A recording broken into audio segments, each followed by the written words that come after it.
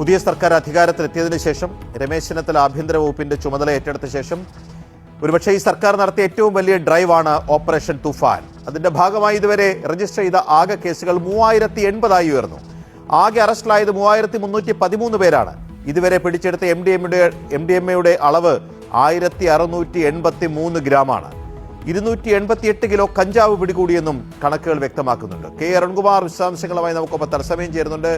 അരുണ്, തുടങ്ങിയ സമയത്ത് പലപ്പോഴും നടക്കുന്ന പരിശോധനകളെല്ലാം കൂടെ തൂഫാൻ എന്നുള്ള പേരിൽ ബ്രാൻഡ് ചെയ്യാന്നുള്ള സംശയമുണ്ടായിരുന്നു. പക്ഷേ ഇപ്പോൾ പല മടകളിലും കയറി കുലുങ്ങി തുടങ്ങിയിരിക്കുന്നു. ഒരു മാസ് ഡ്രൈവ് തന്നെ കേരളത്തിൽ നടന്നിരിക്കുന്നു. എന്തൊക്കെയാണ് തൂഫാന്റെ ഏറ്റവും പുതിയ അപ്ഡേറ്റ്? രമേശ് ചെന്നിത്തല ആഭ്യന്തരമന്ത്രിയായി ചുമതലയേറ്റ ശേഷം പ്രഖ്യാപിച്ച ഒരു ബൃഹത് പദ്ധതിയാണ് ഓപ്പറേഷൻ തൂഫാൻ.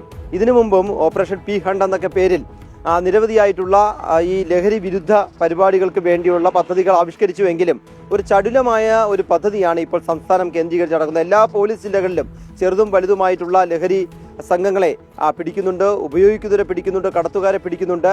പക്ഷേ അതല്ല ലക്ഷ്യം എന്ന് പറയുന്നത്. കൃത്യമായി വലിയ അളവിൽ സംസ്ഥാനത്തേക്ക് ലഹരി കടത്തുന്നവരിലേക്ക് അന്വേഷണം എത്താനുള്ള നടപടിക്രമങ്ങളെല്ലാം ഇന്റലിജൻസ് വിവരങ്ങളൊക്കെ ക്രോഡീകരിച്ച് വരികയാണ്.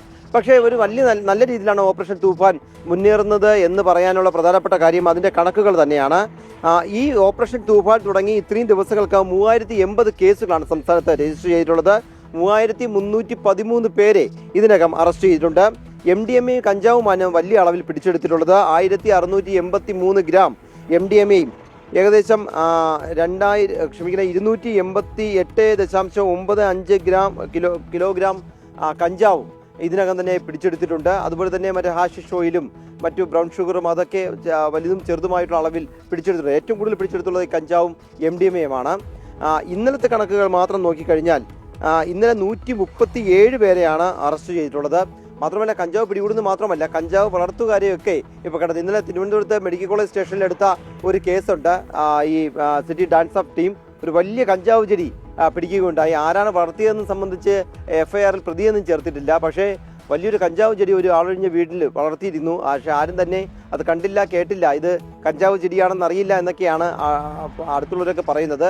അത്തരത്തിൽ കഞ്ചാവ് ചെടി തന്നെ വളർത്തി അതിൽ നിന്നും ഈ പൂവൊക്കെ എടുത്ത് ഉപയോഗിക്കുന്ന ആൾക്കാർ ഉണ്ട് എന്നാണ് പോലീസ് പറയുന്നത്. അപ്പോൾ അത്തരത്തിൽ കൂടി അന്വേഷണം വ്യാപിക്കുകയാണ്. എന്തായാലും തൂഫാൻ നല്ല രീതിയിൽ സംസ്ഥാനത്ത് പുരോഗമിക്കാം.